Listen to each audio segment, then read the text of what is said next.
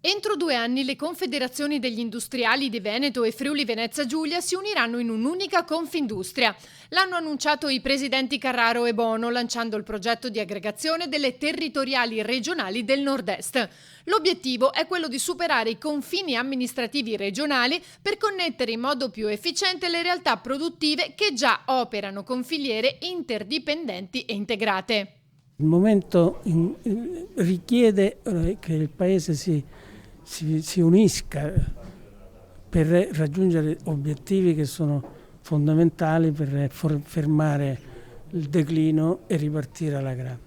Noi lavoriamo per i nostri imprenditori, ci spendiamo per i nostri imprenditori, stiamo andando incontro ad un modello di rappresentanza più vasto, ma all'interno del nord-est, raccogliendo le specificità dei singoli territori e mettendole a fattor comune.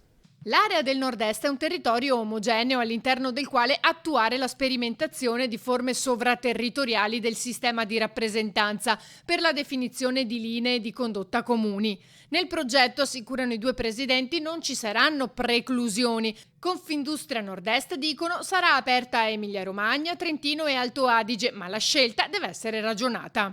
Quello che non possiamo fare, che noi è un messaggio che lanciamo alla politica, e anche alle imprese e anche al sindacato, non possiamo noi mantenere, anche perché abbiamo bisogno di manodopera, di tecnici, non li possiamo mantenere per tanto tempo in cassa integrazione, bisogna creare un sistema che consenta alle aziende in crisi di superare. Il recovery plan potrebbe essere la possibilità per il Paese di fare un passo avanti.